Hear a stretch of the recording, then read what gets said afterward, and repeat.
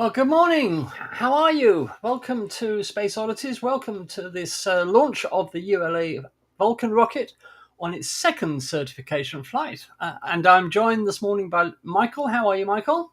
Fine, thank you. How are you? I'm fine. I'm fine. Good. Looking forward to this one because this is actually quite a crucial mission for ULA, isn't it? Yeah, it is. Yeah. I know they haven't got much of a payload for today's launch, but it is test number two. And I think most of the payload is ballast. Is that right? Yes, that's right. It's got a couple of small payloads, I think, but the rest is just ballast. They're Yeah. not interested in really putting anything into space, although there are a couple of small payloads. I'm not quite sure what they are. But the main purpose is to certify this rocket so it can start launching military satellites, Yeah. and that's the whole point of it, because this rocket is delayed, like all rockets seem to be, Yeah. and ULA really need this flight to go right because they're really behind with their military contracts, aren't they? That's right. Yeah. Yeah. Yeah, Um, with the loss of even going back to shuttle days, with the loss of that launcher for the military, and the loss of the Atlas launcher as well. absolutely, absolutely. So yes, the old Atlas has gone, Yeah. and this is now the Vulcan is a new Mhm. vehicle. It's meant to replace the Atlas and Yeah. be sort of the workhorse for the United Launch Alliance. Mm. And just for the benefit of our viewers, Michael, can you tell us a little about the ULA? Oh, what do I know about ULA? It's basically, I think, it's come out of what we call old space. Mm. It's a lot of old space companies that have joined together to form this conglomerate, if you like, to come together to build these rockets. Don't know much about the full history of it, actually. So No, no, but I think it's primarily Boeing and Lockheed, isn't it? yeah, something like that. Yeah, yeah. Two of the big players in US spaceflight. So But as you said, it is old space, yeah, and because of that, this rocket is not a reusable rocket. It's no, a disposable rocket, which means more multiple tons of metal ending up in the ocean. So yeah. Sorry. Hopefully, it would be a cheaper rocket than Atlas yes, with all the modern manufacturing facilities that they've got now. yeah, So so that should make it a lot cheaper for the US right. government. So That, is it only going to be for military use? I think so. No, sorry, it's not going to be only for military use, but they've got a backlog of military contracts to Right. fulfil, Yeah. and they've been threatened with legal action by the military because this rocket is so far behind. Mm. Because I think it was originally promised a year ago, Yeah. um, Right. Yeah. Yeah. and it's a year behind schedule. Yeah. Um, and they ULA thought they could make a lot of money, obviously from the military. Yeah. That's sort of the niche that they're going for in the Yeah. market. They know they can't compete with SpaceX Mm. in other ways, so they're trying to grab as many military contracts as they can. Yeah. But because the rocket has been so delayed, it's put a lot of military flights and therefore national security at risk. Yeah. Yeah. Um, I think companies, when they build new rockets, they always underestimate how long it's going to take and how much it's going to cost. That's right. Yeah. Yeah. And if you were a project manager working for a company in an office somewhere and you had to plan a big project that was vital to the success of your company, Oh you yeah. make damn sure you got your costings right and Oh yeah. your time period right, Yeah. Yeah. because your job's on the line. Yeah. That's right. Yeah. But Yeah. with companies like Boeing and Lockheed and Northrop Grumman and all of them, all the old space companies, they seem to be, oh well, it takes longer. You Yeah. know, it's costing a bit more. I'm sorry. That's Yeah. it. Nobody ever seems to get fired for this, Good as point. you would do Yeah. as you would do in any other type of company. Yeah. So Uh, yeah. People leave in suspicious circumstances, maybe. yeah, that's right. I don't think we ought to talk about that. They but they always seem to leave with some sort of golden handshake, you know. Yeah. And it's Yeah. the old days when you could get fired from your job simply by being incompetent at Yeah. it have long gone. Oh, that's right. Yeah. Yeah. So anyway, so who Yeah. have we got watching out there today? If you're watching out there, tell us in the comments. Just say hi. If you've got any questions about the launch today, please say hi as well, because we'd just love to hear from you. Yeah. So I don't think we've got many watching, but it is a Friday morning. Of course, we didn't expect a huge audience today. Yeah. So, That's true. Yeah. everybody at work trying to wind down for the weekend. Yeah. So, there we are. Hopefully, one of the future payloads. I know I said it. Asked the question about being military. One of the future payloads is Dream Chaser, of course. Yes, of course. Yeah. Venture. And the Dream Chaser space plane is going to be the future, I think. It's sort of a mini version of the space shuttle. Yeah. But a lot more sophisticated and more modern in design. And more flexible as well. Yeah, more flexible. Yeah. And the fact that it lands on a normal runway, it can land on any runway in the world. Exactly. Yeah. It's not like the space shuttle that needed 50 miles of runway to land. No, that's right. Yeah. The Dream Chaser can land at any normal airport, and in fact, this is where Spaceport Cornwall in the UK, they're really interested in attracting Sierra to Cornwall to use that as a landing strip. Yeah. At the Cornwall Spaceport, because they had a really big disaster with Virgin. Of course. Yeah. So it would be interesting to see how they plan to get the Dream Chaser back over the Atlantic to Florida. Yeah, that's true. That's true. Submarine. Yeah, that's right. Okay, so we're looking at the final minutes. We're going to listen into the countdown very soon. The countdown has been stuck on 7 minutes on the ULA screen. We're joining ULA today for the coverage.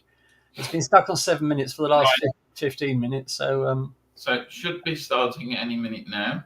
Yeah, let's just have a listen into the conversation. Give me 1 second.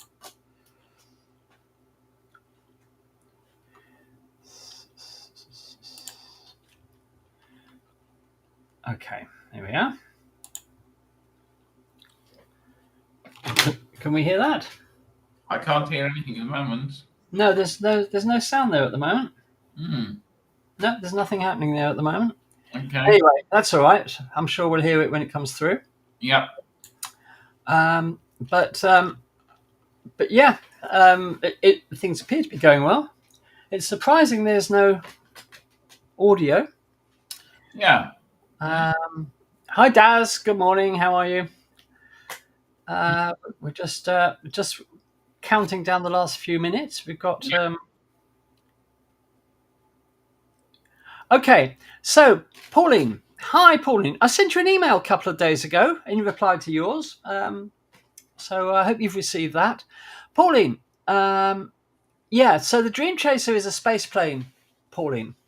If you just give me a second, Michael, just talk amongst yourselves. I'm just going to very quickly... I'm just going to very quickly find an image of the Dream Chaser for Pauline.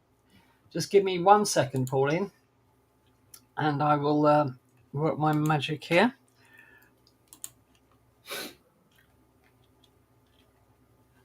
Okay.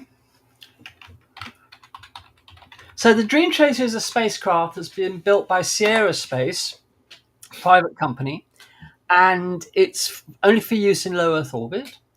And it takes off. It's launched on a rocket and lands, as I said earlier, on any runway in the world, like any aircraft.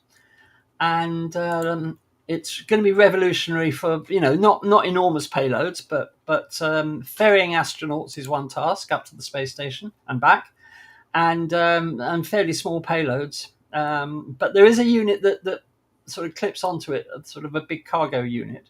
I'm not quite sure what the total cargo capacity is, but anyway, it's a sort of a revolutionary vehicle in its way. This is Vulcan Mission Control at T-minus 7 minutes and holding. Right. Oh, The Vulcan launch vehicle experienced a data dropout, which caused the ground systems to stop propellant flow to the rocket. The team has configured the systems to resume flow, and we are working to establish a new T0 shortly. Okay, so that's why it was stuck on 7 minutes. Yeah. But that's odd, because that 7 minutes came up well before the appointed 7 minutes. I thought, I wondered whether that was a planned hold, because I was going to say it might well have been a planned hold. Yeah, because it came up before, long before the 7 minutes to 11. Yeah, absolutely. So yeah, let me just try that. Sorry, I found an image, but it wouldn't load. Give me 1 second while we're waiting. So yes, we have a hold. There's a data dropout. And who have we got? Oh, hello. So I'm going to try and pronounce your name. Do forgive me if I get it wrong. Satyanarayana Mulagu. Sorry if I'm mangling that. I do apologise. Says, we'll put it up on the screen here. Says, congratulations to the entire team of ULA for the successful launch of the Vulcan Centaur. Well, it hasn't happened yet. So, but congratulations on them getting this far. Absolutely. And it is a lovely looking rocket, Michael, isn't it? I mean, it's quite a sexy rocket. Yeah, it is. Well, Come on, admit it. It is a nice looking rocket. It's a sexy rocket. Definitely sexy. Yeah, there we are then. Yeah. This is Vulcan Mission Control at T-minus 7 minutes and holding.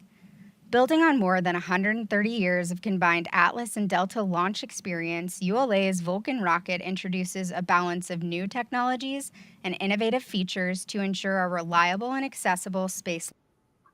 Oh. Okay, very quickly, Pauline, that's what the Dream Chaser looks like. Yeah. And that is very sexy. Yeah. Okay, we're just going to kill the just going to kill the sound for a moment. So while we've got it up on the screen, so that's the Dream Chaser from Sierra Space, which we can talk about while we're waiting to see what happens. Just again, the countdown is on hold because of a data dropout problem. They're just looking at it to see whether it'll fly today and give us a new time for liftoff. But in the meantime, I was going to say about the Dream Chaser that this is really pointing the way for the future. And because what the world needs is a vehicle like this, isn't it? Oh, definitely, yeah. So many people were disappointed that when the space shuttle was finally grounded and cancelled, and that we didn't have a space shuttle at all in that sort of sense. And that's this one, so much more, of the day, shall we say. Much better looking, much better. And the fact that it can land anywhere. Yeah, it's going to be so much cheaper. Yeah, than having to recover. I mean, I'm not talking about the space. I'm talking about something like the Dragon. Oh yeah, that has enormous expense at covering it and its crew from the ocean.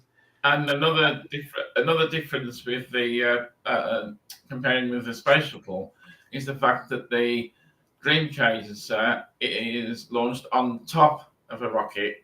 Yes, on the side of the main tank and the boosters, like the shuttle was, which was one of the problems that caused its demise. Absolutely, and of course, because it's on the top, it's its own escape system. Exactly. Yeah. So anyway, let's just go back to the let's just go back to ULA. Mm-hmm.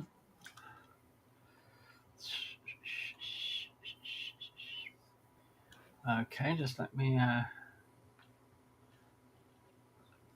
get that sorted. Okay.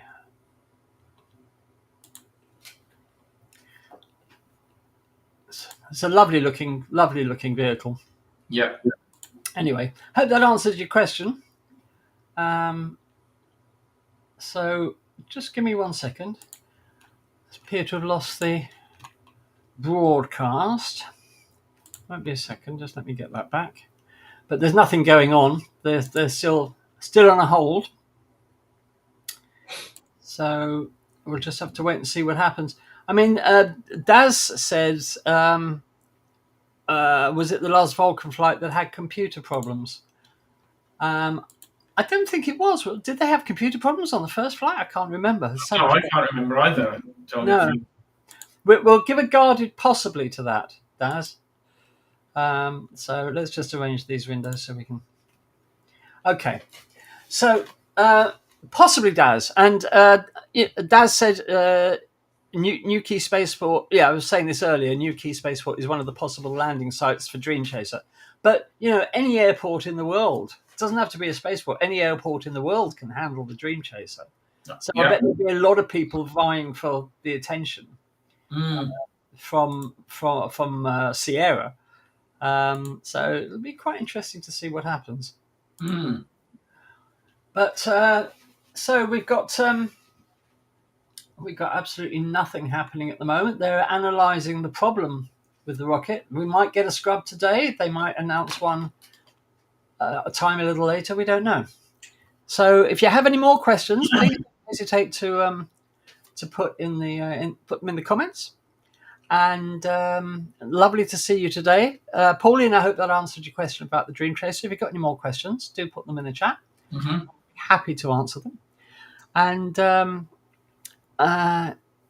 so it's nice to see you all here today. Yeah. Going back to the history of the Vulcan, its first flight in January this year. That's right. Launched the Peregrine lunar mission. That's right. It did. Which had a propulsion system problem. Yeah. Itself shortly after separation, which was a shame about that. Yeah. But the Vulcan worked. But the Vulcan worked. Yeah. Yeah, absolutely. But we see this time and time again with rocket launches, which is why we always say dates and times are subject to change because we don't know what's going to happen. Nobody knows what's going to happen. No. And rockets are not 100% reliable. Don't forget, these are, probably the most complicated machines and systems on Earth. Yeah. Or among them, anyway. So you never know what's going to happen. No, that's right.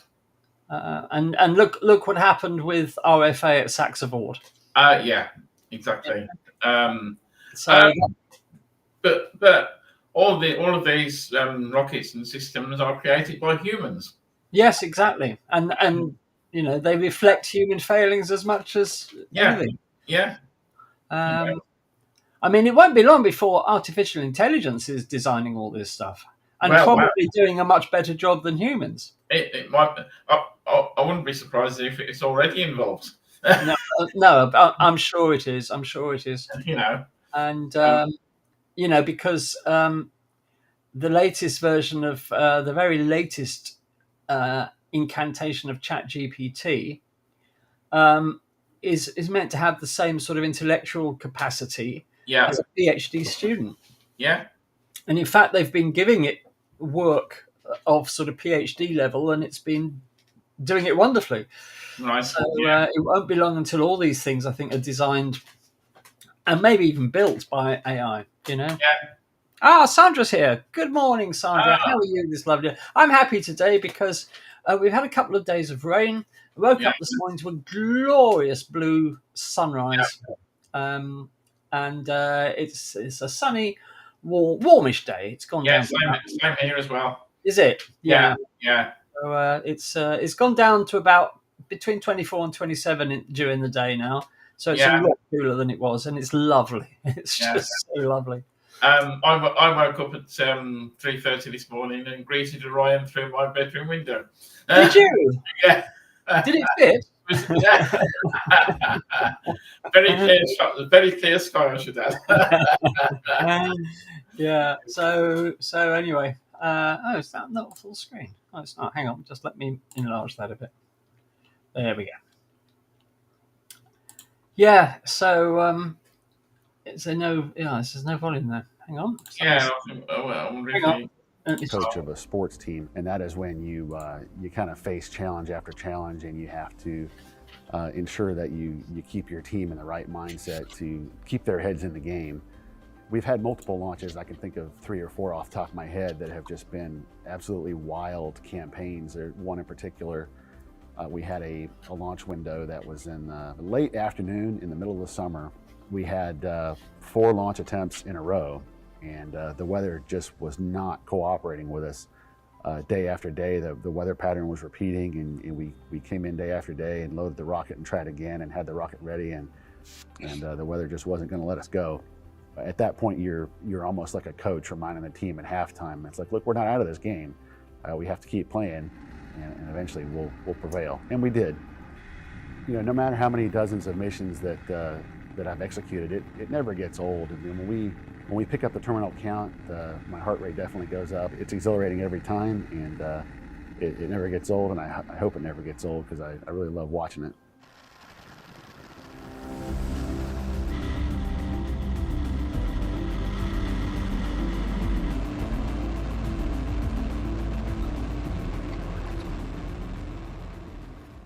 Right. Okay. Come on, tell us something. Still T-7 hold then? Yeah, still a hold at T-7. Yeah. They can't leave it much longer. Yeah. The problem with these liquid fueled rockets, of course, is that they have to be fueled at the last moment. Yeah. So that the fuel doesn't boil off over time. Sorry.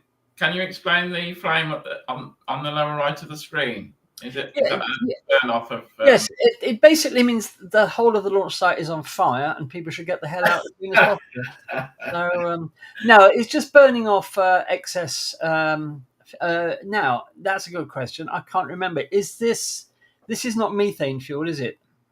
No, it's not. It's kerosene, isn't it? I think so. Yes, it's traditional. Yeah. RP1, is it?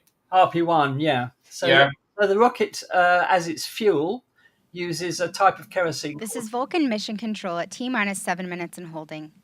ULA builds Atlas and Vulcan rockets in a 1.6 million square foot facility in Decatur, Alabama. Here's a look inside. Right. Okay. Well, I'm just going to kill the sound on that. Yeah. Successfully launching missions to every planet in the solar system, in addition to critical national security, science, weather, and communication satellites. ULA has established a long-standing industry reputation for reliability. Yeah, that's just a sales pitch there. Yeah. I was saying, so the rocket is fueled with RP1. It's a type of high-performance kerosene. Yeah. The oxidizer is liquid oxygen. And, of course, people often say, well, what's the oxidizer? What's that all about? Well, the thing is, if you take something like kerosene or any fuel, whether it's methane or hydrogen or whatever it is, up into space, it's a vacuum and it doesn't burn, because burning can only happen in a vacuum. Now, you see all these Star Wars films and Star Trek and all that nonsense where you see explosions in space. Well, that could never happen because there's no oxygen. That's so right. It's all fabrication. Mind you, it makes the kids happy, so no problem. Yeah. But what this means is that if you want something to burn in space, particularly fuel, you need to take oxygen with you. Yeah. And you take it in a highly compressed liquid form, liquid oxygen. And what we're seeing in that flame that Michael pointed out on the right-hand side that we were just looking at, that's excess kerosene being burned off, basically. Basically, kerosene isn't that similar to aircraft fuel? Is that something? That's right. So, whereas, because aircraft are always flying in the atmosphere, they don't need an oxidizer. They just use the kerosene. Exactly so. Exactly. Yeah. But if you take anything out into space that you want to burn, you have to take your oxygen with you. Yeah. And it's just a fact of life. So it's in a liquid form for lots of reasons. But if you can imagine, if you had oxygen in a bottle, for example, it's going to give you enormous problems getting it through the system. So the easiest way is to make it into a liquid like the fuel, mix the two together, and burn, and away you go. So there you are. Okay, so for anybody who's just joined us, we're just awaiting news of the Vulcan launch. They've had a problem with data dropouts, presumably to the computer, and we're just waiting for a new time for the launch. We don't know if the launch is going to go ahead today. The problem happened at least 15 minutes ago. It happened actually before we went on air. They were holding the countdown, and we don't know what the resolution is going to be. So we're just waiting. So thank you for being with us this morning.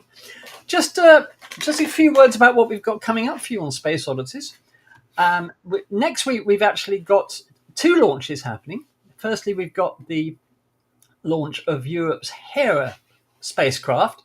Now, as you may remember, I think it was the year before last, wasn't it, DART? Yes. Yes. Yes. In 2022, NASA launched the DART mission, which was the first attempt at some sort of planetary defense, defending the Earth against marauding asteroids. Yeah. And it targeted a double asteroid system. The idea was you've got one small asteroid orbiting a larger one, and they're called Dimorphos and Didymos. Yeah. And what they were doing, they were targeting Dimorphos to see whether they could knock it out of its orbit, or at least change its orbit around Didymos. So basically, they just slammed the spacecraft into it at high speed and waited to see the result. What they're trying to see is if the Earth were threatened by an asteroid that could do a lot of damage, then how would we deal with it? Well, obviously, one possible solution is to knock it off its trajectory.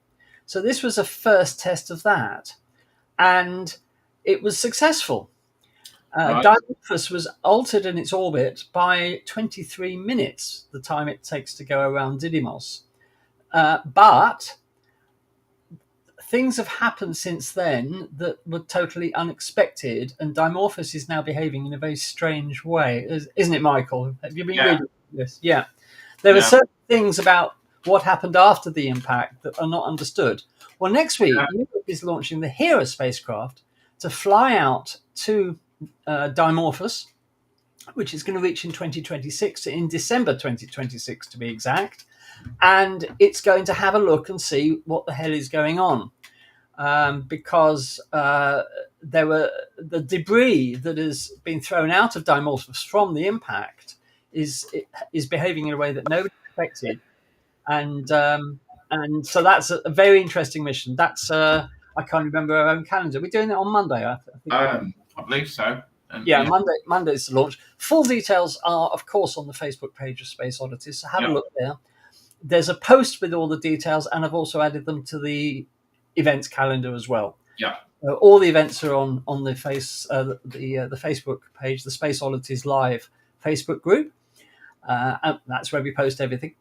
And then on Thursday, we've got the launch of the Europa Clipper spacecraft, NASA's probe to Jupiter's moon Europa to study it.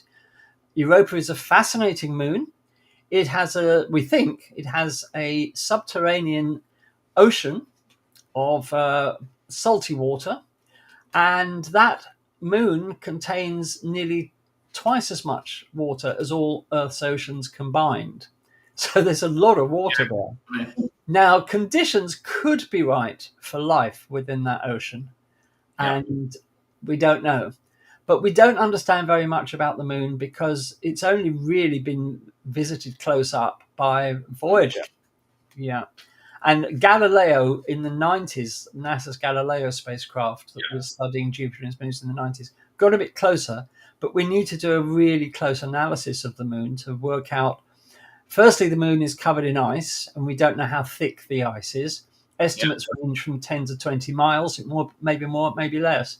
Secondly, the Hubble Space Telescope has observed Europa venting water vapor into space from vents on its surface, and we want to find out exactly what that's all about. It may be similar to what's happening on Saturn's moon Enceladus, with those incredible fountains, if you like, on Enceladus, which are, we think, venting from a warm underground ocean as well. So anyway, the Europa Clipper is a really, really interesting mission. Yeah. We hope you can join us for the launch of that on Thursday as well. Full details are in the Facebook page. Yeah. What we can do now, we go back. Sorry, can I just add, Andy, that Europa Clipper is not designed to specifically look for life. No, it's not. It's not. just the conditions that we think Yes. that life could exist. Yeah. Thanks. Let's go back. Yeah. Okay. Yes, it's not. I mean, it's the old question, isn't it, Michael? How do you look for life? What are you looking for? Yeah. All you can do is look for conditions that you think might support life. Yeah. If our understanding of life is correct. That's right. And what we've got minus 14 minutes. Oh, right. Okay. Prompt 1, perform G&G snuffer purge cycle test. Roger. Just one moment. They're recycled. Just something appears to be happening. Although OSM1. Go. First step 1040. Launch sequencer overrides established. Roger. LC PNE2. Go.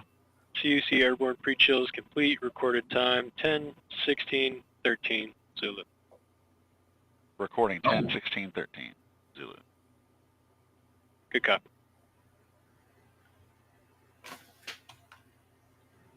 That's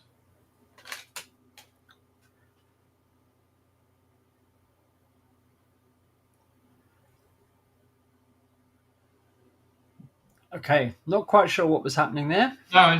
It just does say on the screen there. Oh, minus 13. UT 0630. Flight control, perform launch on time, verification. Roger. OSM, place SRB ignition S&A switch in the enable position. SRB ignition enabled. Right, so Verify the FCO, ROC, and OSM hold fire switches are in the proceed position. Ready to proceed. RC, verify solar radiation acceptable for launch. Verified. PNE1, verify post liftoff launch head umbilical purges configured for launch. Verified. right, so they're definitely going for a launch. LC Prop 1. Go. G&G Snapper Bird cycle test complete. Roger. We're waiting for the countdown clock to change. Go. Yeah. Launch on time verified. Roger.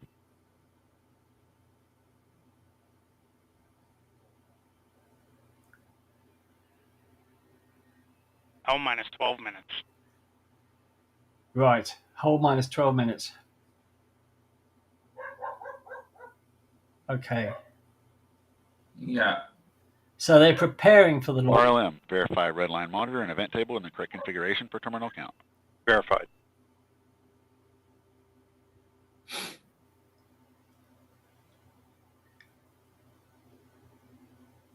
LC locks 2. Go. Centaur LO2 at flight level. Roger. LC Fuel 2. Go. Centaur LH2 at flight level. Roger. Terminal count briefing. If a condition exceeds a launch constraint anytime after the terminal count status check, the observer shall announce hold, hold, hold on channel 1, identify their station, and briefly state the reason for the hold.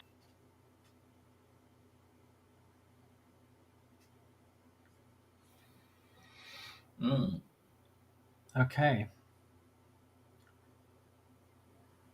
So All communications switch to channel 1. All personnel and visitors remain in present position until launch. Maintain operational silence in the LCC. okay. So he said hold minus 12 minutes. So does this mean that 7-minute hold? All steps complete prior to the status check. LC switch ready. We remain in the hold as we continue towards liftoff. In a few moments, launch conductor Dylan Rice will pull the launch team for the final go to pick up the count. 29 engineers and managers are polled for system status and readiness to proceed. This is the final status check for all Vulcan vehicle systems, ground systems, and the U.S. Space Force Eastern Range. The vehicle system readiness poll includes electrical systems, hydraulics, pneumatics, propulsion systems, flight control, and propellants. Let's listen in as Dylan Rice performs the final polling. Minus 10 minutes. Status check to proceed with terminal count, Vulcan systems, propulsion, Go. hydraulics, Go. pneumatics, go, LNG, Go. LO2, Go. water, Go. Centaur systems, propulsion, Go. pneumatics, Go. LO2, Go. LH2, Go. gas, Go. electrical systems, airborne, go, ground, Go. facility, Go. RFFTS, Go. flight control, Go. TCQ, Go. off support, Go. comm, Go. umbilicals, Go. ECS, Go. redline monitor, Go. quality, Go. op safety manager, Go. ULA safety officer, Go. vehicle system engineer, Go. anomaly chief, Go. range coordinator, Go. launch director. You have permission to launch. Proceed with the count. ALC, Hey. verify T0 is set for 1030 Zulu. Verified. Polling is ABE, issue complete MRT. and the team is go for launch. From T-minus 7 minutes until liftoff, you'll hear Dylan Rice and the team performing the final steps in the countdown procedure. Several critical activities occur in the final minutes before launch, including verifying fuel tank levels and pressures in the booster and Centaur and arming the flight termination system. At T-minus 1 minute, the Range Operations Commander confirms the range is in a green condition for launch. At T-minus 25 seconds, you'll hear Go Vulcan, Go Centaur, Go Cert-2. This is the final status check of the rocket and payload readiness. At T-minus 6 seconds, initiation of the launch pad water deluge system occurs. At T-minus 3 minutes, the main engines ignite. Then after seeing Vulcan lift off from Slick 41, you'll begin hearing flight commentator Hannah Peters providing launch vehicle ascent data. As gas, establish scan pattern 71. Roger. All steps complete prior to terminal count.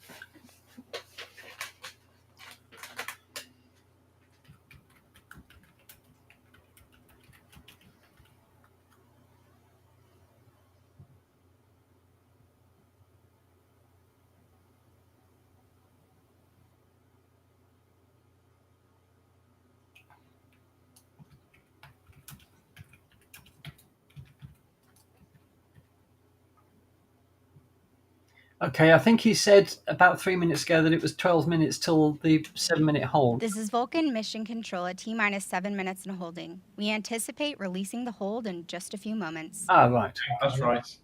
11:13. On my mark, Yeah. the time will be T-minus 7 minutes and counting. 3, 2, 1, mark. Yay. Here 7 we go. minutes. Hey! Here we go, guys.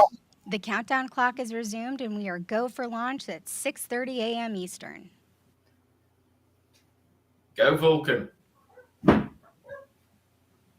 God, that sense of elation when you finally know it's going to move. It's like being on a Virgin train. isn't After it? liftoff, ULA's Vulcan rocket will head southeast from Space Launch Complex 41. Here's a look at today's ascent. Following final confirmation of rocket readiness, twin BE-4 engines and 2 GEM 63XL solid rocket boosters produce more than 1.8 million pounds of thrust to lift ULA's Vulcan rocket away from Cape Canaveral Space Launch Complex 41. Shortly after liftoff, the rocket begins a pitchover to attain the proper flight path while minimizing the dynamic pressure it experiences during flight. Vulcan then reaches Mach 1, the speed of sound, with the ability to add 2, 4, or 6 solid rocket boosters, or SRBs. Vulcan can be precisely configured to take any mission to space, from low Earth orbit to Pluto and beyond. These boosters augment the rocket's total thrust at liftoff, adding approximately 460,000 pounds of thrust per SRB. With their propellant expired approximately 90 seconds into ascent, the SRBs burn out, followed by jettison. Jettison time is variable, occurring between 100 and 150 seconds after liftoff, depending on mission requirements. Vulcan's guidance system then activates to steer towards the precise target in space. First stage flight continues as the rocket crosses the Kármán line, entering space. With the majority of propellant expended as Vulcan fights against the force of gravity, the BE-4 engines shut down, and the booster stage separates. With the rocket now weighing less than 10% of what it did at liftoff, dual RL-10C engines on ULA's Centaur upper stage ignite. Spacecraft are encapsulated inside a 5.4-meter diameter payload fairing, which provides a protective environment during ascent. Following Centaur engine ignition, the payload fairing is jettisoned. With the first burn complete, the Centaur engine shuts down for a coast phase. Further into flight, Centaur ignites for a second burn, powering the vehicle into a hyperbolic injection orbit. Following the second main engine cutoff, ULA Centaur will continue into an orbit around the Sun.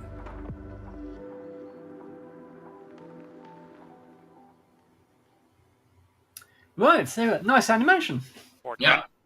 So we're Knowledge conditioning complete. So we're just over 4 minutes from liftoff. And just to reiterate, this flight is absolutely crucial for ULA to get the certification from the American military to launch military satellites. It's a very important flight for them. Yeah. And the military always insists on two more or less perfect flights without any problems before they'll let any launch provider launch, obviously, national security satellites. And other things we probably almost certainly don't know about. Yeah, that's right. Yeah. But anyway. 3:30. Hydraulics at pre-launch. We're now This proceeding. is Vulcan Mission Control at T-minus 3 minutes and 22 seconds.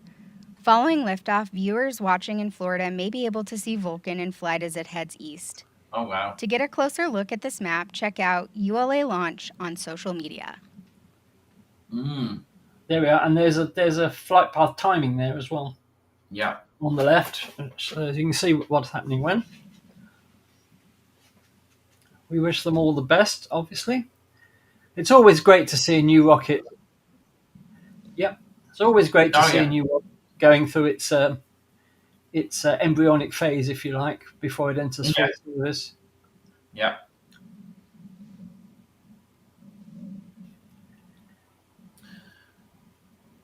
It looks like we don't have a delay in the time either. No, they're going for it. I mean, from going through the internet and that. Oh, I see what you mean. Oh, Yeah. Good.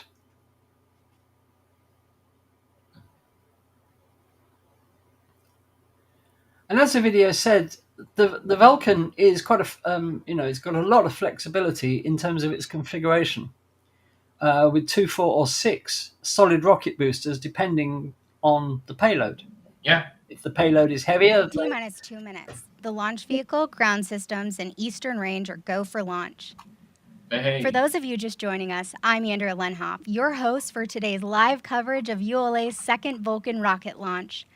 At this time, the team is not working any issues, and we're proceeding towards an on-time liftoff at 6:30 a.m. Eastern. there we are. Yeah, so for customers, Clocks have stopped at T-minus 1 minute, 51 seconds. For customers of ULA, it gives them a lot of flexibility in the type of payloads that it can actually launch. It's no good designing a rocket that can only launch one type of payload, one weight of satellite, if you like.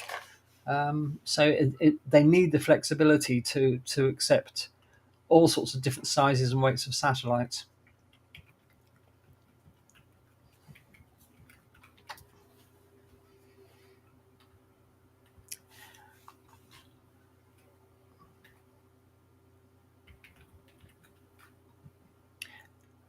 Daz says maybe we'll see the jellyfish effect. Maybe. The jellyfish effect is that lovely... LC, this flight control. Go. Flight control is ready to reset the clock to T-minus 7 and holding. Roger. ALC, reset the countdown clock to T-minus 7 minutes and holding. Roger. Right. LC Peony 2. Go Peony 2. Centaur LH2 and LO2 tank venting in progress. Roger. LC Peony 1. Go. Vulcan tank pressures are stable. Roger. I'd like to say hello to Heidi. Hi, Heidi. Hi, Heidi. Heidi ho. Heidi, hi. No, sorry. Hope you're okay, Heidi. Thanks LC for joining countdown me. clock is reset to T-minus 7 minutes and holding. Roger. Oh, Oh, so they're on a hold again. Control. are they? Go. Step 50 SS VAPs and active SCS Yep. pre-flight mode. Roger. Yes, the previous countdown was to the program's 7-minute hold. Oh. So, Oh, they are then. Oh. right. This is Vulcan Mission Control. The team has reset the clock to T-minus 7 minutes and holding. We are waiting for more information on an updated T0. Oh, right. This is a shame. Yeah. Have they said why? No. Is this not the programmed hold? Well, they did say the new T0 was 11:30. LC Peony 2. Go. Centaur tank pressures are stable. Roger.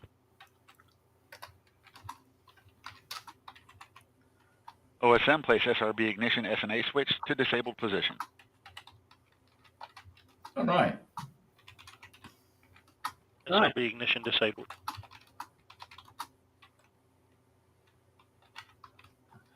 Something's wrong. Hmm. They've just disabled the ignition on the SRBs, the solid rocket boosters.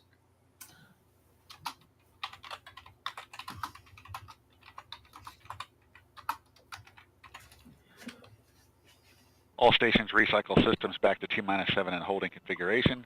Hold occurred at T-minus 1 minute 51 seconds. Report status at completion. Airborne electrical LC. Go ahead. Transfer transmitter battery external.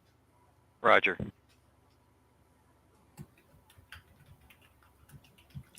Well, we're not quite sure what's happening at the moment. They're on a 7-minute hold, definitely. But we're not quite sure why. They've already gone through the polling and everything was go. Yeah, So, that's really weird because they haven't actually. I didn't hear them say what the problem was. they haven't said what the problem is. Right. And surely they don't do the final polling until they're going to launch. No. They've just recycled everything back again, so they'll have to go through the polling again. Yeah, that's right. But why?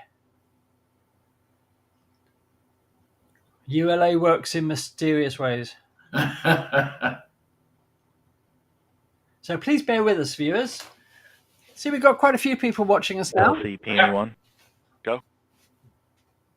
First step 260, substep alpha, Peony 1, Vulcan pneumatics pressure stable. Roger. LC Peony 2. Go. Step 260, substep Foxtrot, CEC active, Roger. and substep Golf, center pneumatic system stable. Roger. LC Prop 1. Go. First step 260, substep Delta and Echo, Vulcan propulsion and hydraulic system stable. Roger.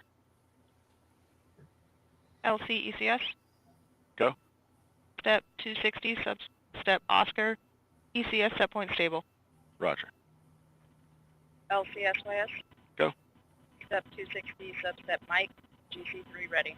Roger. LC Fuel 2. Go. First substep Juliet, Centaur LH2 continuing topping. Roger.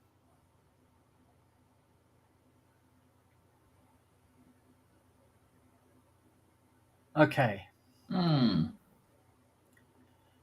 So, not quite sure what's happening at the moment. We're still on a 7-minute hold. they have reset some things at least.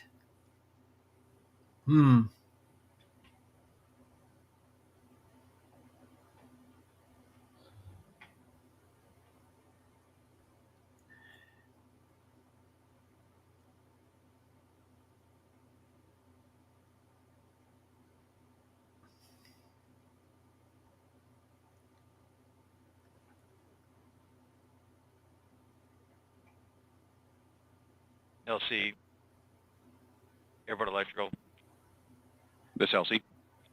step 260, subset Papa, airborne electrical ready. Roger.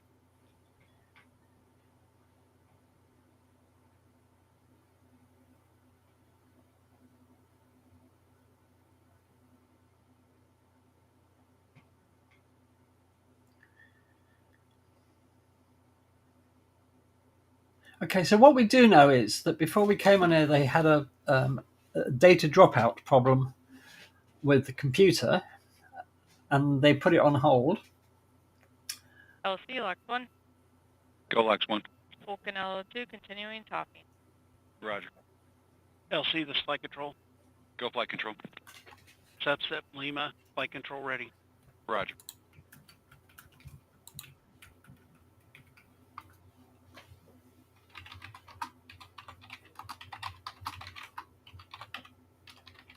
LC has gas.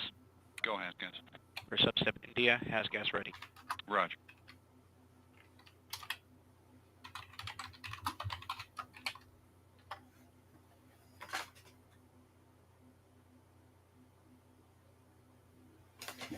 By the way, we were wrong about the fuel, Michael.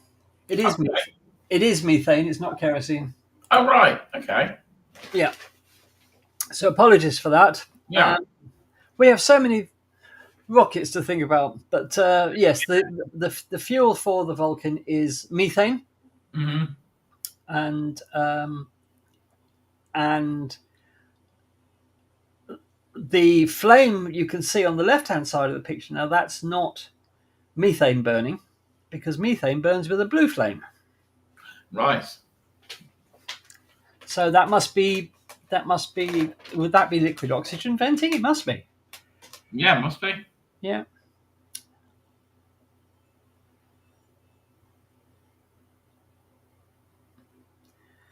And as we said earlier, these rockets can't stay on the pad for long because, as you can see, the fuel and the oxidizer are constantly boiling off. And LC, go. Step 260, substep Charlie, Vulcan LNG, continuing topping. Roger. No, Roger's not here, Kenneth. Definitely. Give me a vector, Victor.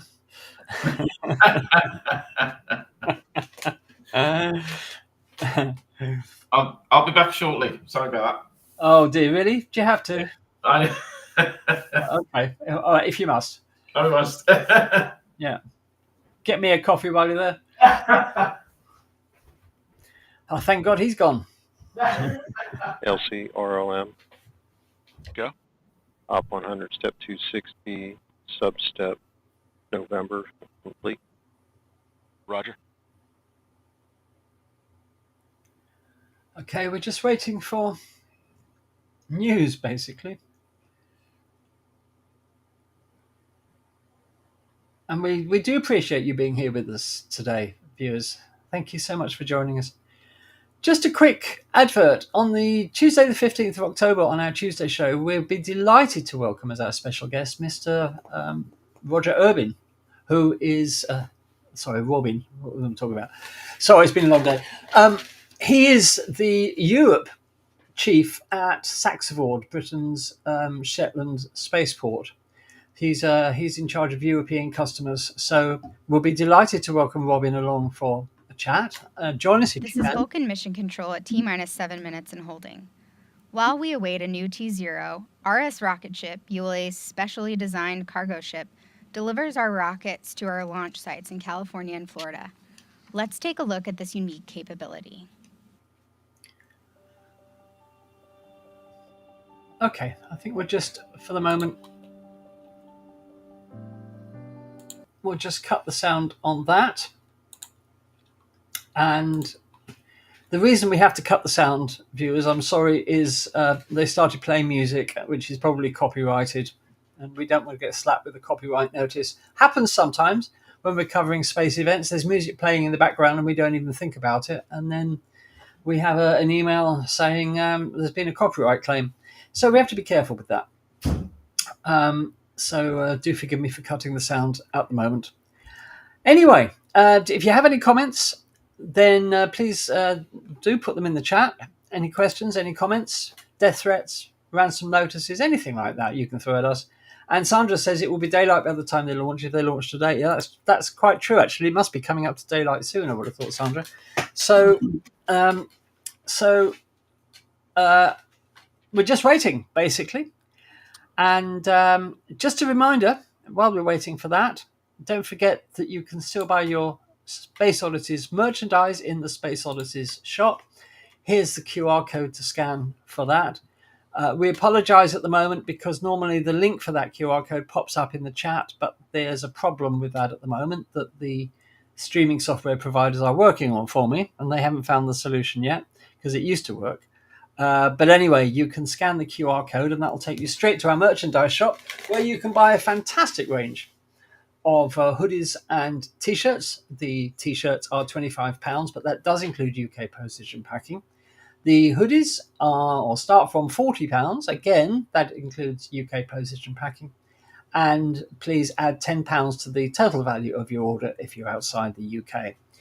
And we will be adding to the merchandise range shortly. We have some ideas about that, which we'll announce. Maybe we can announce them next week.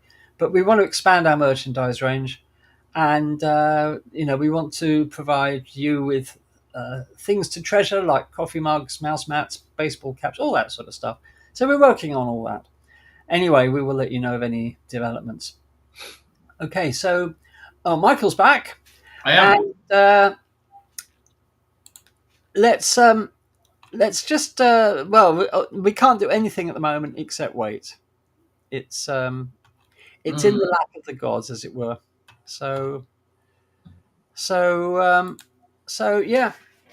This is one of the T-shirts I was talking about. It's got the lovely Space Oddities logo on it, and the details of the channel. And I'm sure you can see that. I hope you can see that. We've got T-shirts also available in the lapel design, where the logo and the details are on the lapel, as it suggests. We've got the old design of the Space Oddities T-shirt, available in 10 colours. We've got the Space Oddities hoodies. Now, the hoodies come in two types: a zip down the front, which means that the design is on the back, or an over-the-head hoodie where the design is on the front. So there you are. Okay, there's nothing happening at the moment. And we're just waiting to hear something, essentially. As soon as they've stopped playing music, I can put the sound back on. But they're going to return back to the launch pad very soon, I'm sure. So there we are. So as I just mentioned about the Falcon 9 and Hera launch. Yes, that's right. That's coming up. Monday? Yes. Monday, I think. Yes, it is. It is. So there we are. Let's just get rid of this. Yes, in fact, I will give you some concrete details on that now. Just let me... Yeah, let's have a look. I think it's in the afternoon. I think it's... Yeah, I've got it. It's 15:52 BST on Monday the 7th. And just let me get our events up so that we can have a look. So the launch of Hera, we will be going live at 15:15 UK time. That's BST, of course, on Monday. So 15:15, 3:15 on Monday, we'll be going live. And we will bring you the launch of Hera, all being well. Yeah. The Vulcan, I'm not quite sure what we're going to do. We will hang on, of course. So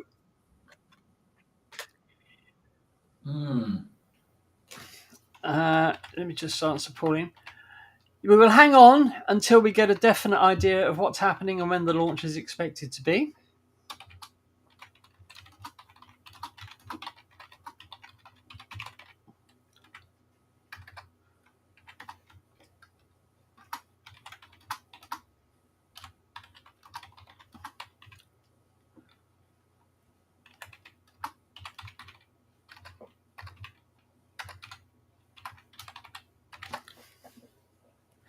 So, yes, Pauline asked a question: is the venting of the tanks on board, the smoke, as it were, the vapor, deliberately set to go horizontally for a reason? It's just the wind direction. It's just the wind carrying it horizontally. On a clear day, it's just it goes vertically. So it just depends on the breeze, if you like, Pauline. That's all.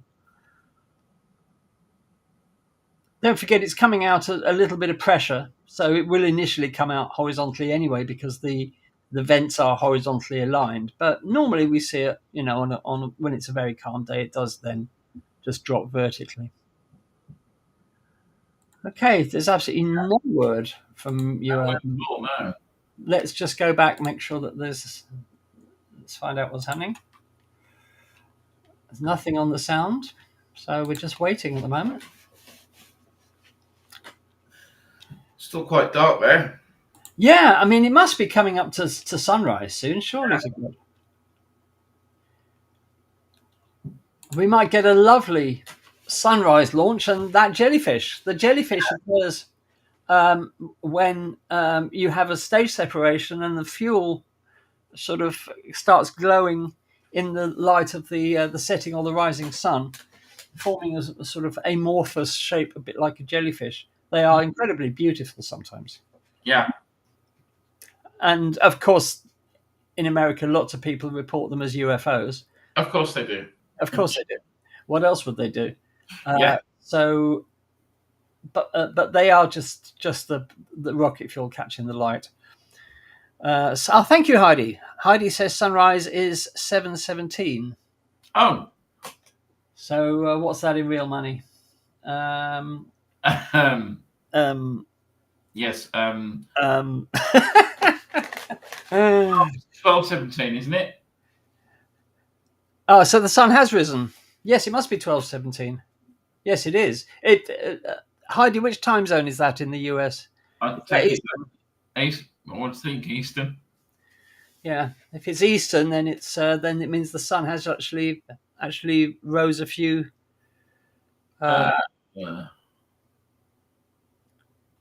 It still looks very dark though, because if that's the case, then the sun would have risen 30 minutes ago.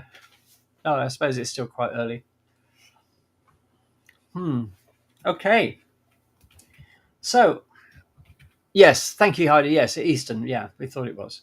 So, the sun will be making its presence felt in the sky very soon, I would think. And there's still no word about what's happening with the Vulcan. I don't quite understand this because, as I said earlier, they went through all the polling for launch where everybody says go or not. And we thought it was... And a rule of the a no-go shout is to say what the problem is, briefly. That's right. And the launch director said, you have permission to mission launch. control at T-minus 7 minutes and holding. As we await a new T0, let's check back in with our Lena Moses to get another weather update. Thank you, Edra. Taking a look at radar here this morning, we've had a few more showers develop here across the Gulf Stream, which is located about 20 miles offshore, but they continue to be low enough topped that we're not expecting any significant launch weather concerns. Though, as we continue to push into the window, they will approach the coast. Generally, when we get within 10 nautical miles, which is that white circle that we look at, we have to see them get a little colder topped. A little taller tops, usually about in the 15, maybe 20,000 foot range. And right now, they're kind of below that, so not continuing to be a launch weather concern. So if we go to our forecast Still looking pretty there similar we are. from what we were seeing earlier this morning. Overall probability of violations, very low, 5%. Continuing with our breezy easterly winds with temperatures in the low 80s and no significant launch weather concerns. Back to you, Andrea. There we are. Looks like good to me. Beautiful sky. Yeah. Good colour. It's beautiful. A real pink sunrise.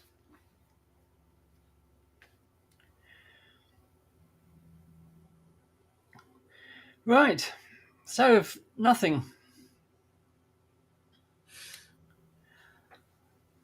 Okay, well, what we could do, as soon as we get a launch time, if the launch time is sort of, I don't know, an hour from now or 2 hours from now, we could come back again a bit later. It depends on ULA. So we will let you know what we're doing as soon as we have news. Yeah. Okay.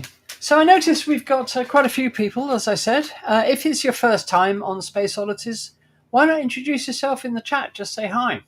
Well, it's lovely to have you here. As you may know, Space Oddities is a channel where we have a passion for telling people about the universe they live in, everything from astronomy, astrophysics, cosmology, space exploration, like today's launch. We cover as many of those as we can, depending on what time of day they are. And we're just a team of people who are passionate about telling people about the universe. And LC1 AC. Go AC. I have a recommendation for you for R11 line item adjustment. Proceed. Okay, we want to take the following 8 line items from a value of 31.1 to 32. These line items are 188, 191, 194, 197, 207, 210, 213, 216. Right, I copy line items 188, 191, 194, 197, 207, 210, 213, and 216. All those are currently set to a value of 31.1. A new value of 32 is the direction. Affirmative. RLM, LC? RLM, go. And did you copy the recommendation from the team? Yes, I did, and ready to implement. Roger, please put that in work and report when complete. Copy. not quite sure what that was all about. They were changing the parameter of something. I heard the word Boeing, which is probably not a good sign. But it's all rocket speak. Yeah, that's right. It's all rocket speak. Well, anyway, I'd like to say hello to Co-Philip Universe. And it's I think for the first time. Forgive me if I'm wrong, but hi, you're very welcome here. I was saying, for those of you that are new here, that we have a live stream every Tuesday at 8 p.m. UK time, in which the Space Oddities team, and we're in the UK, Spain, the US, and Canada, which we get together and we give you all the latest news.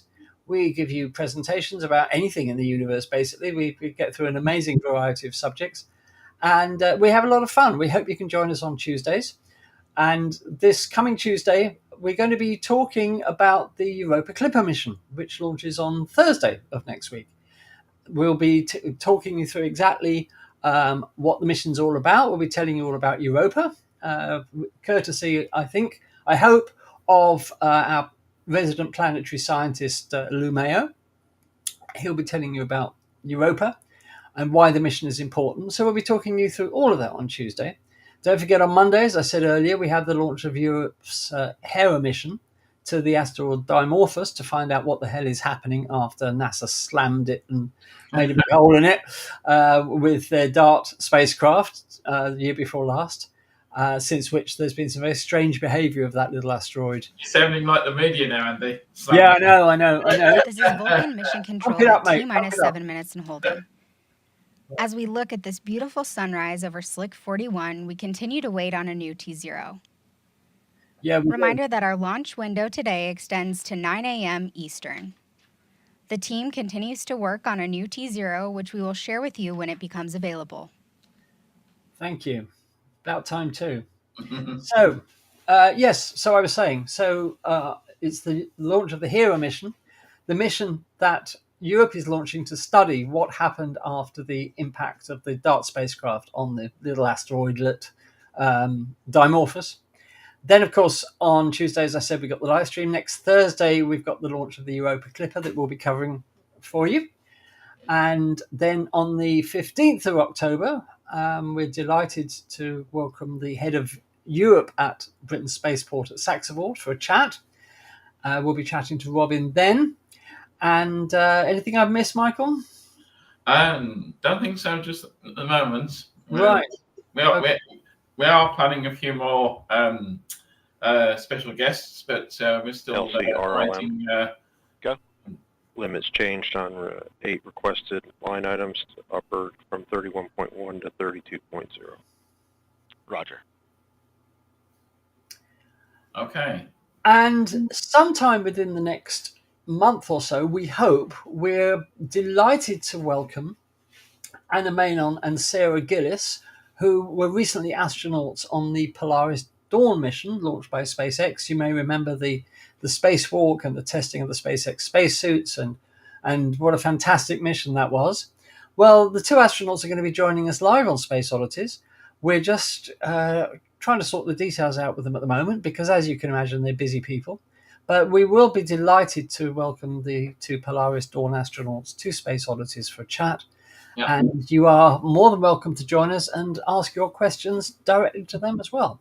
So as soon as we have a confirmed date, we will let you know. We're trying at the moment to get schools involved because, after all, kids are the future. So we want to enable children at school to ask questions of the astronauts, which will be a lot. Yeah.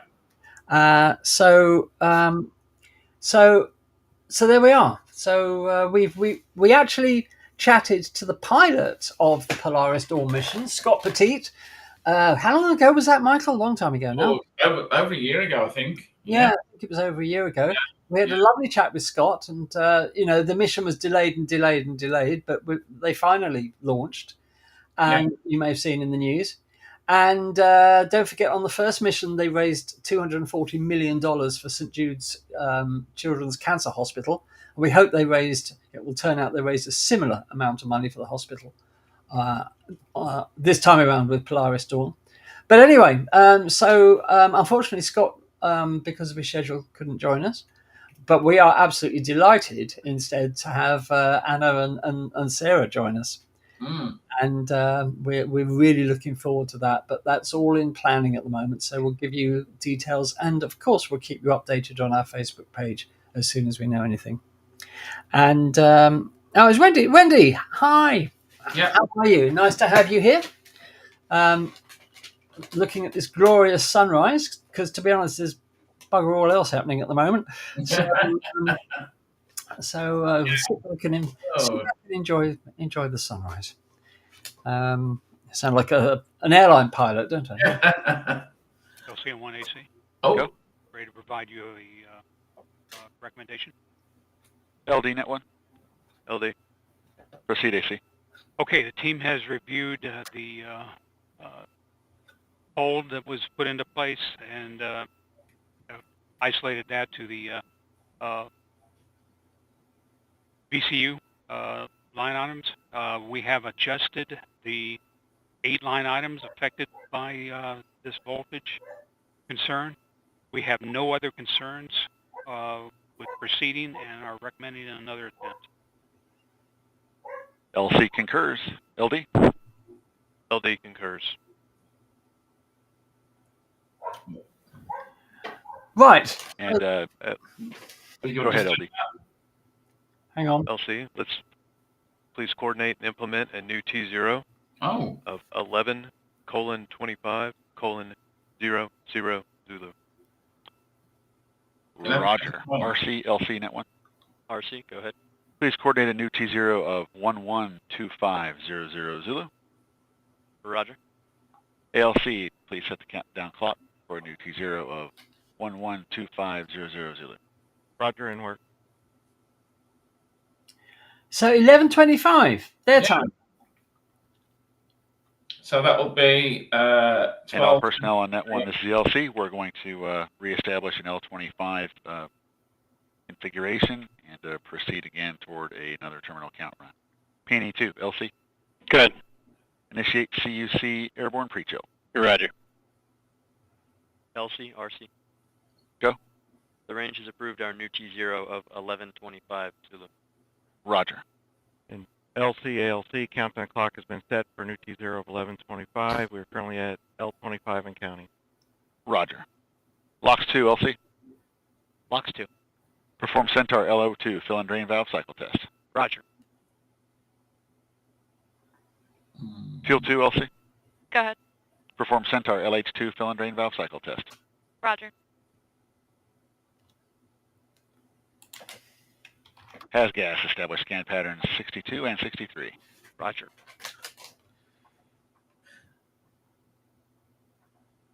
So Right. 25 minutes time. 25 minutes time. Yeah. Okay. This is Vulcan Mission Control at T-minus 7 minutes and holding. As you just heard, a new T0 has been established at 7:25 a.m. Eastern. Okay, so the problem they had was with the BCU line items. Obviously. I mean, I could have told them that. Painfully, just look at it. It's obviously a problem with the BCU line items. I mean, what else could it be? L minus 24 minutes. I don't know where they get these people. Yeah. BCU. Hang on. Just 1 second. I'm going to see if I can find out what that is. Is that something to do with the engines? That BC4 engine? No, BE4 engines, aren't they?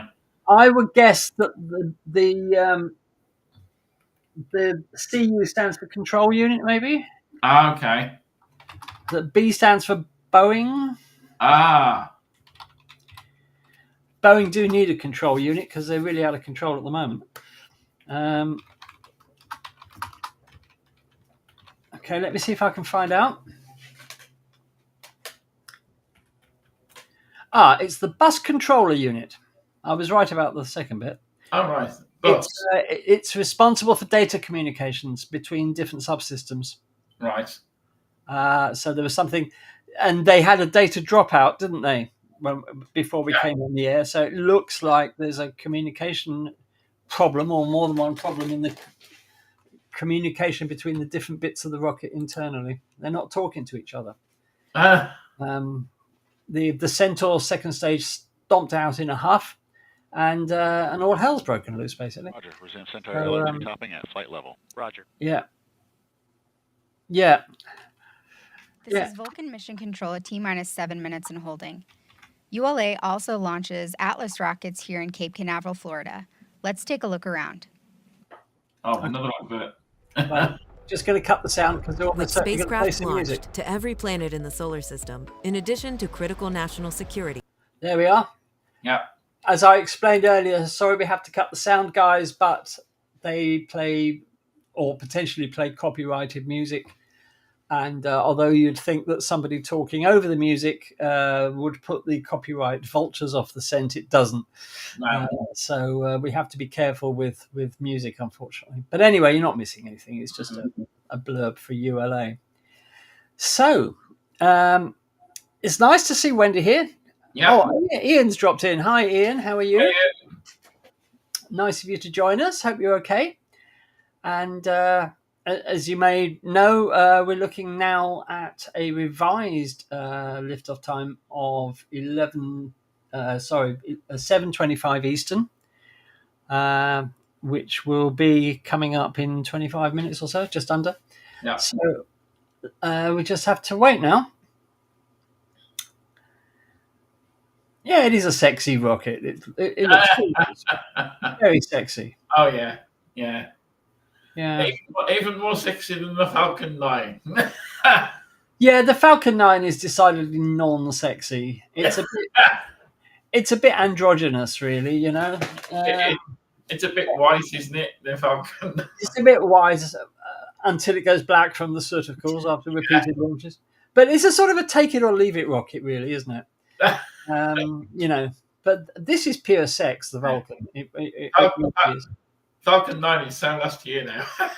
Yeah, it's so passé now, the Falcon 9. And we've seen quite enough of it, you know. But of course, the Starship, I would say the Starship is a butch rocket. Yeah. It looks as if it means business, and it does, you know. World's most powerful rocket. Yeah. But no, I love the color scheme on this Vulcan. So, but it's been in development for years, hasn't it? The Vulcan. Oh, definitely, yeah. Let me just see whether I can find out when they started developing it, because you know, it has been delayed and delayed and delayed.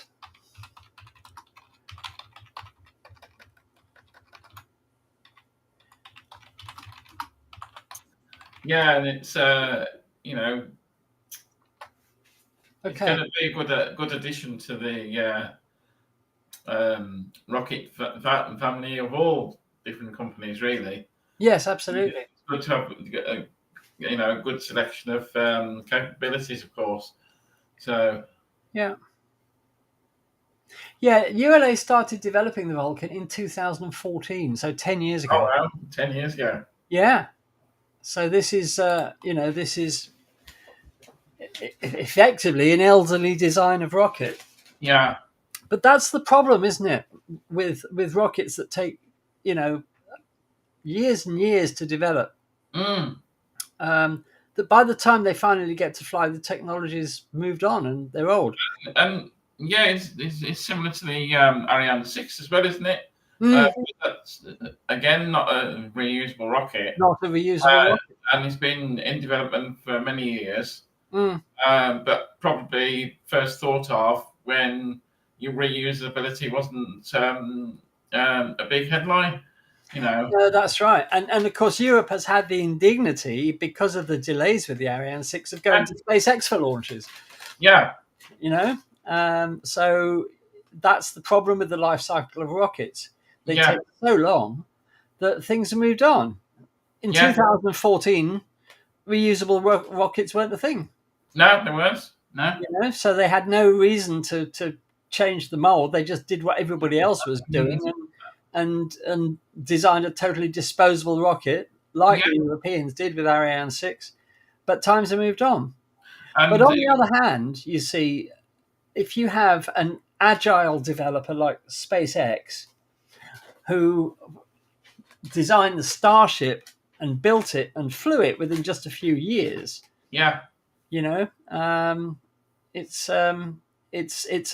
amazing. And because companies like ULA, agencies like NASA, agencies like the European Space Agency, what they do is that they think of every single possible problem that could occur to the rocket and design it out before they've even started building the thing. And what this means is it takes a very long time. NASA, especially with the SLS, the Space Launch System that is hopefully going to return humans to the moon within a few years, that's been in development since 2011, 2012, I think. Yeah. Somewhere around there. And they've only had one flight with it so far, which had problems, you know. And that's not reusable either. Yeah, that's right. That's right. So what SpaceX do is that they build a rocket, fly it. If it fails, they work out why, redesign, fly again, test, redesign, and so on and so forth. And this enables them to make incredibly rapid progress with developing their rockets. And it's obviously the way to go. But SLS is stuck on the ground. I was watching a video, I think yesterday, about ongoing problems with the SLS. And, you know, it's the launch of Artemis 2 may slip back again because of problems. And, you know, it just takes forever. Plus, of course, most of the companies have traditionally had hours plus contracts with NASA to build these rockets, which means that if they run over time or over budget, the US taxpayer picks up the bill, which is the shortened curlies that these contractors have traditionally had NASA by. They have no incentive to complete any work on time, because if they delay things, they just get paid more money, and the taxpayer foots the bill. Exactly. They also have no incentive to do a fantastically good job, as we're finding out with the SLS. Because if there are any problems, well, they just get given more time and more public money to fix them. Yeah. So this has been the sort of the weight around the neck of NASA, that they are totally reliant on these private companies. It's only recently that NASA, for example, with the Boeing Starliner, have insisted on using fixed price contracts, which means that companies tender for it, and they have to provide whatever they're building at a fixed cost. And if they go over budget or over time, they have to pay for it. Yeah. This, one of the things about going back to the SLS, the first launch created so much problems with the launch tower, the launch site. Yes. Which also added to the delay. Yes, absolutely. Yeah. Yes, I mean, the launch tower, especially the launch tower 2, is another disastrous financial story. That's right. Yeah. So and this is preventing NASA going forward. It's purely these hours plus contracts that have delayed NASA so much in whatever they want to do. I really feel sorry for NASA, because it's not them that makes that decision. Of course, it's the US government. Yeah. And companies like Boeing, immense corporations like Boeing, have a lot of political clout. They have an army of people speaking to politicians. Yep. Politicians tell NASA what to do. NASA have no choice for important matters of employing contractors. If the US government says use Boeing, then they have to use Boeing. They don't have a choice. I do feel sorry for NASA, because they see companies like SpaceX, Rocket Lab, Sierra forging ahead rapidly, while they're still stuck with these aerospace contractors that they've been using since the inception of NASA in 1958. Yeah. And of course, the Hours Plus contracts originated in the Second World War, when they wanted companies like Boeing to make as many aircraft in a shorter time as possible, and that the government will pay the bill, whatever it costs. Yeah, that's right. And these contracts have hung around since the Second World War. But, it's a sad tale, really. NASA is being held back by this reliance on old space, as we call them, aerospace contractors. And SpaceX are forging ahead because, they launch a rocket. If it fails, if it explodes, and they've had many explosions, let's not forget that, both in the air and on landing. If it explodes, so what? We'll find out why it exploded, fix it for the next one, up we go again. Yeah. That's a nice shot. That's a lovely shot, isn't it? Well, it's undoubtedly daylight now. Definitely. Michael, can you hold the fort for a couple of minutes? Definitely, yeah. Okay, I won't be long. Okay. So, we're still waiting for the resumption of the countdown clock from T-7, which should come in another 10 minutes' time. So if there's any questions you want to ask again, please put them in the chat, and we'll try and answer them as we can. So this, as we said, this is the second test flight of the ULA Vulcan Centaur rocket. First one back in January, launched the astrobotic mission to the moon, which unfortunately itself had a engine problem. Sadly didn't reach the moon, unfortunately. But that was a successful launch for the rocket, but not a successful outcome for the actual payload. unfortunately. So so this is the second test flight which is required by the US military to provide the US military with launches in the future. The Vulcan Centaur will be taking over from the old Atlas V rockets, but not just the military missions. It will also be carrying private missions and also missions to the solar system as well in the next few years. So look forward to more launches from ULA with the Vulcan Centaur. So just waiting to see if there's any more information. Not yet. So you got any questions, anybody?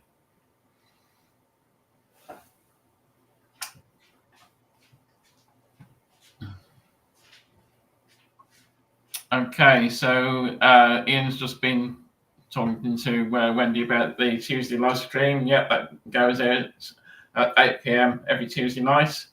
A few usual faces there, and we welcome any new members to come across and have a look at our live stream on YouTube.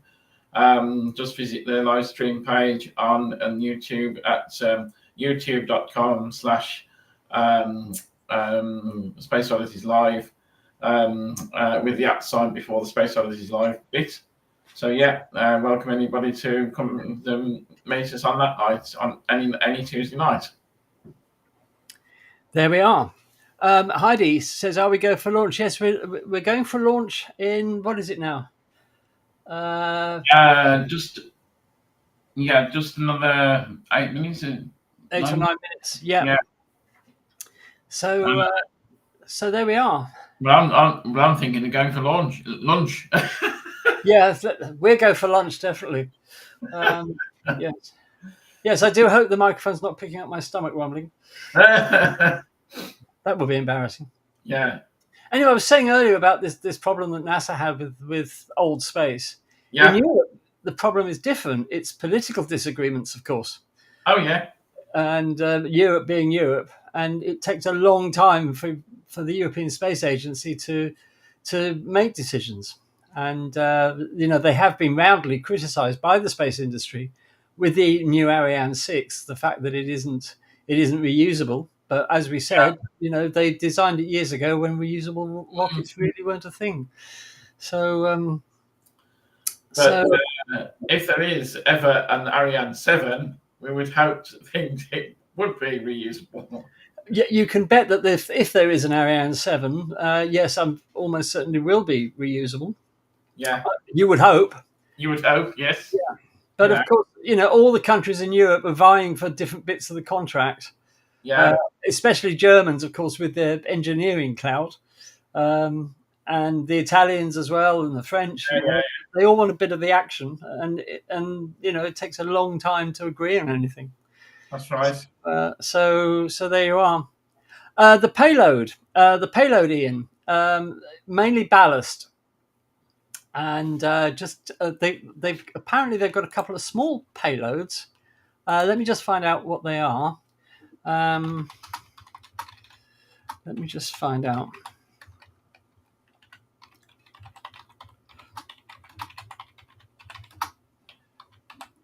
I can't remember. I did read this. Yeah. Probably, I would guess a few CubeSats, little tiny satellites. Yeah, just tiny. Yeah, I would have thought so. Okay, let me just find out. Give me 1 second, and I'll tell you what the payloads are. But it is mainly ballast, because the objective of this mission is not really to put anything into space of note. It's to certify the vehicle for military use. But originally, this flight was to carry the Dream Chaser, which has sadly been delayed. The Dream Chaser space plane, but they've been delayed by another year, I believe. Okay, so there is in fact no payload; it's a dummy payload. Yeah. So they're not using anything. Oh, we've resumed the countdown.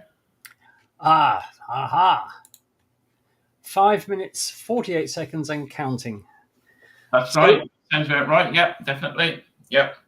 So we'd like to thank you all for staying with us during this extended countdown. Yep. We didn't expect this, but totally beyond our control. Obviously, we don't do this on purpose. But we're just happy to be sharing this with you today. So thank you.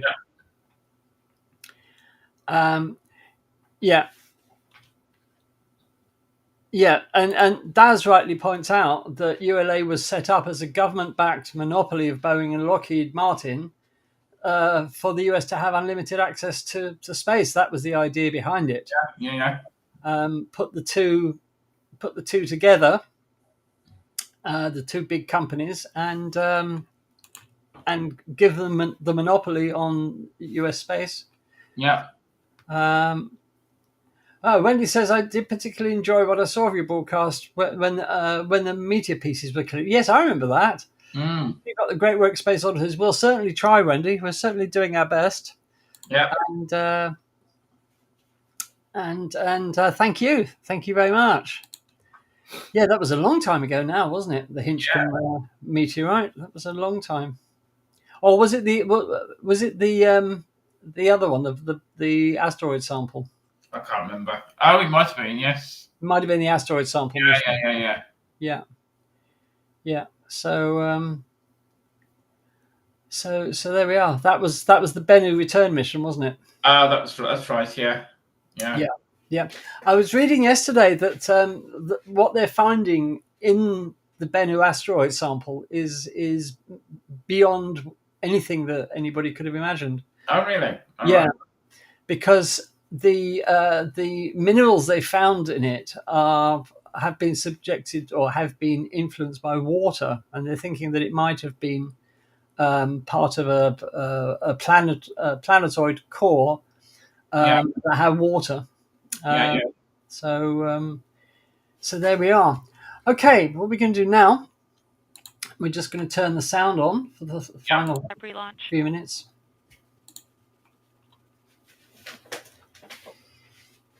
Okay.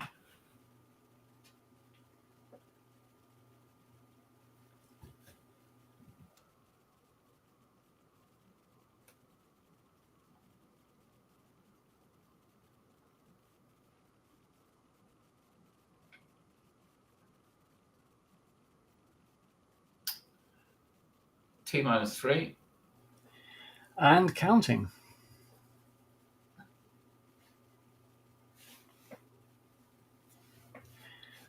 I've never actually been to a space launch. I'd love to go to a space launch. Oh, it's wonderful. Well, if Saxavall takes off, if you'll excuse the pun, 38. I think make it up to Shetland one day. Yeah. Or Cornwall. Oh, yeah. 230. Kilo 2 POP started.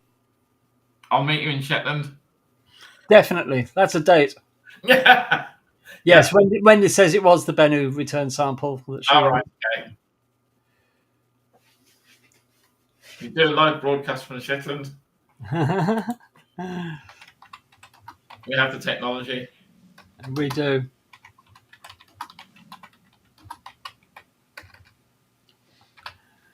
T-minus 2 minutes. The launch vehicle, ground systems, and Eastern Range are go for launch. For those of you who are just joining us, I'm Andrea Linhoff, your host for today's live coverage of ULA's second Vulcan rocket launch. At this time, the team is not working any issues, and we're proceeding towards a liftoff time at 7:25 a.m. Eastern. 135. FTSR.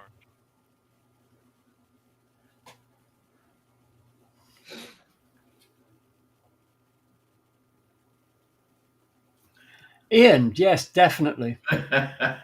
You can buy us a beer then, or at least one. Or at least a coffee. We get the coffee. I'm going for beer. Roger.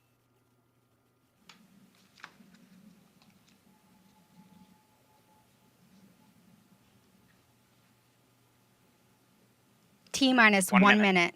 Rock, report range status. Range green. Ooh. Looks like it's going to be a nice launch. 45. Vulcan tanks at step 3.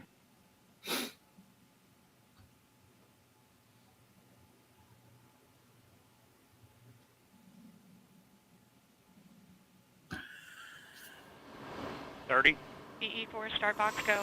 28. Verify ECS reduced for launch. Verified. Status check. Go Vulcan.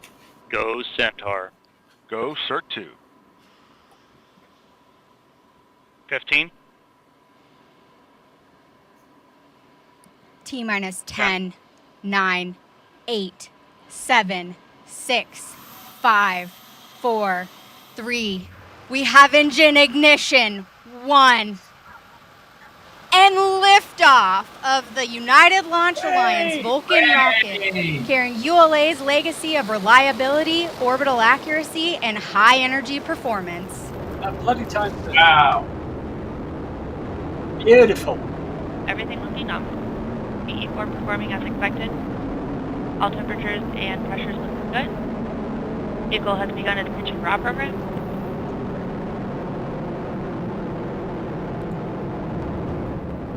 Definitely champagne in. Yes. We'll keep you to that. We have 2 good BE4s. You are hearing Hannah Peters providing launch vehicle ascent data. Wow. And we've ended the pitch program. Vulcan's now at 1.5 or 0.5 Mach.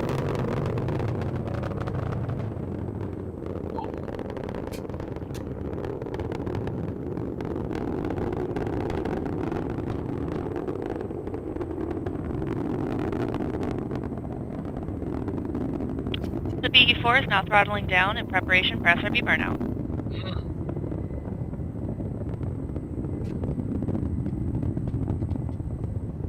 And vehicle is past Mach 1, Vulcan is supersonic, and maximum dynamic pressure. Coming up on SRB burnout. Max came past. Looks like a good And we have launch indication there. of SRB burnout. Up next is SRB jettison. I thought I saw something there. It sparks. Yeah. So that was normal. Hear all the car alarms going off now. Yeah.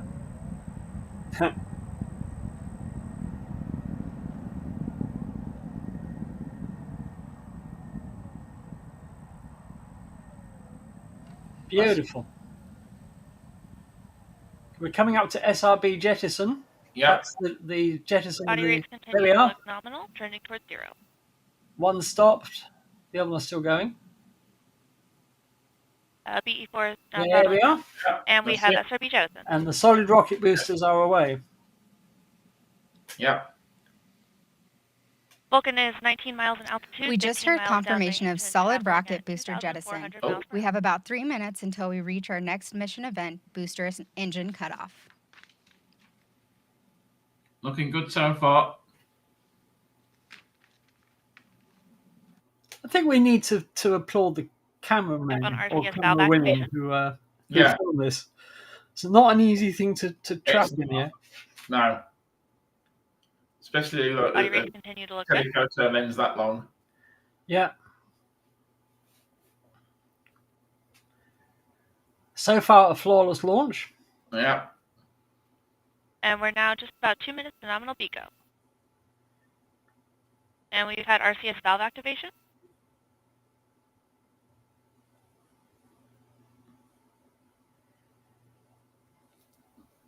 Never fails to thrill, does it? A rocket launch. No. Vehicle continues to look good. BE4s are performing as expected. Body rates are trending towards 0. There's just nothing like it. And vehicles continuing down the range track. Traveling currently at 4,600 miles per hour. So we're going over to animations now. Obviously, they don't have any onboard cameras. That's a good point, yes. So unable to bring you shots from the rocket. Continue to have 2 good engines. Body rates trending towards 0. Perhaps the Centaur will And we're have. now about 1 minute to nominal BECO.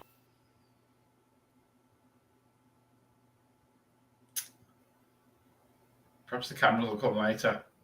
Perhaps it will. Vulcan is now 1/4 of its liftoff weight. And Vulcan is now passing the Kármán line. So it's now officially in space. It's past the Kármán line. Yeah. It's a shame there's no on-screen telemetry.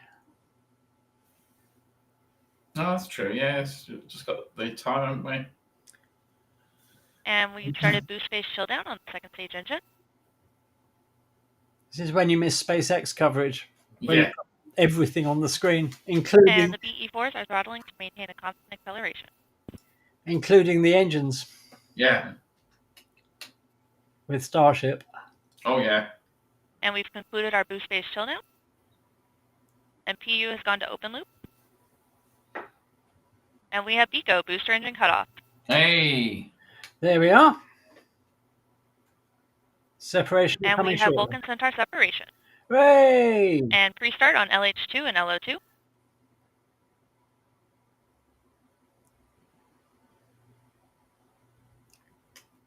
And there we go. And we have full thrust on the RL-10. Brilliant. And bearing jettison has been indicated.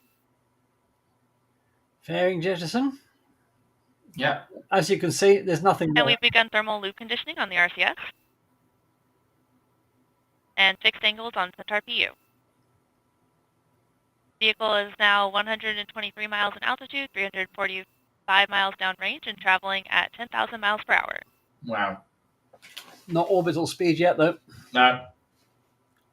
I don't know what the trajectory And we're getting is. indications that booster performance was within expectations. It was more of an from that map I showed earlier. It was more of an equatorial type of RL-10 orbit. continues to perform nominally.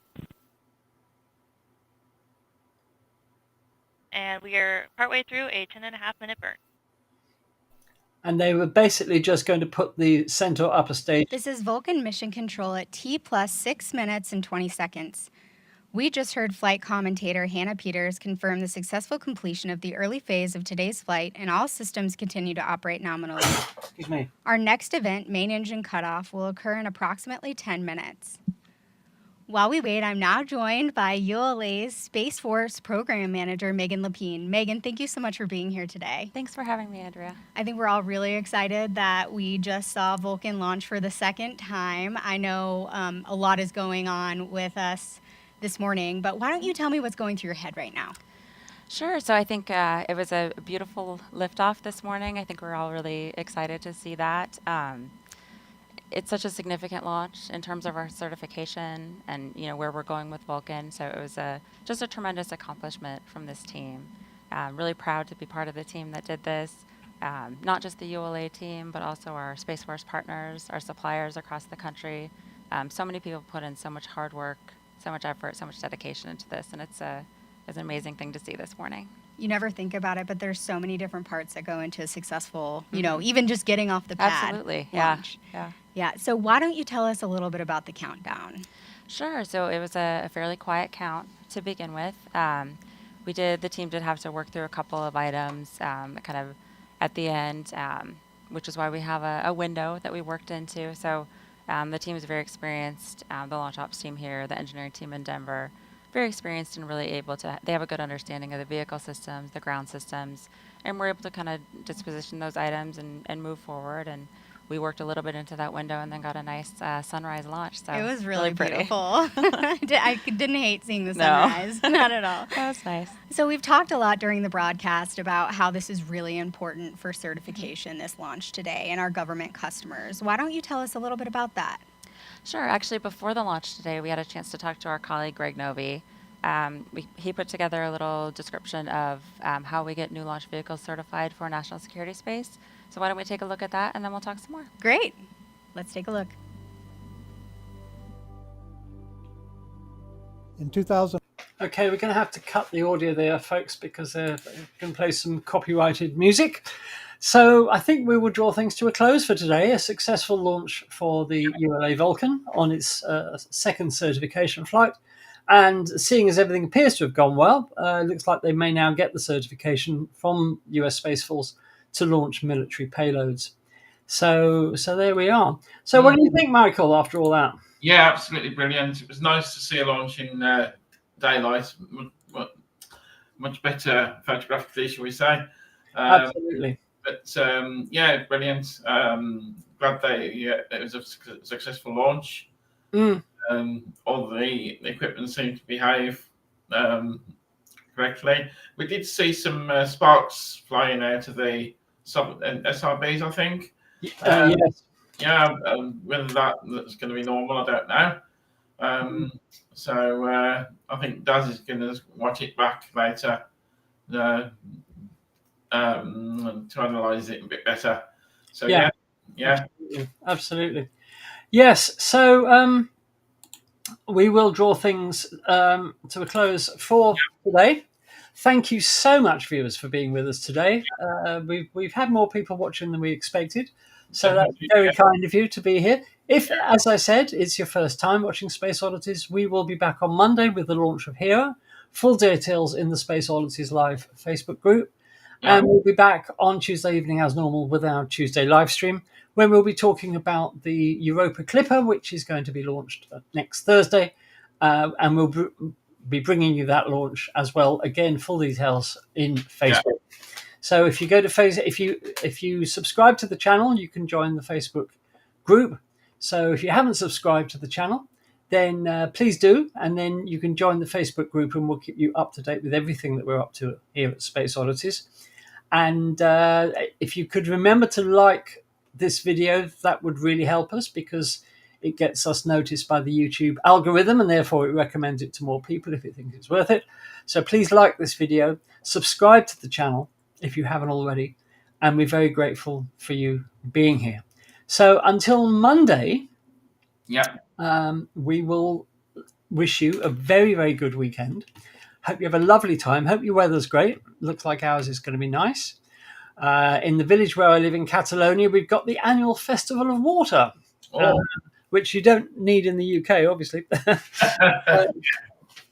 But no, our village is renowned for its thermal waters. People have been taking thermal waters as sort of health treatments since the Romans. The Romans discovered, the Roman soldiers abroad, they suddenly found a place where hot water was coming out of the ground, because the water comes out of the ground here at 60 degrees. And of course, the first thing they had to do was to build the Roman baths. So we have a Roman baths in the centre of our village. They couldn't believe their luck. And it really does come out of the walls, out of the ground, really warm. In fact, we have a health spa locally with a swimming pool that has thermal water. They don't need to heat it, so it's heated 24 hours a day, 365 days a year. Anyway, I digress. But every year we have a celebration of water in the village because of its fame, and we have a lot of fun. And the Catalan Giants are coming out as well. So there we are. All right then. So from all of us at Space Oddities, have a fantastic weekend. We'll look forward. Hopefully you can join us on Monday. As I said, full details in Facebook for timings. So from Michael and myself, and from Daz, who's lurking in the chat, we indeed from everybody on the Space Oddities team, have a fantastic week.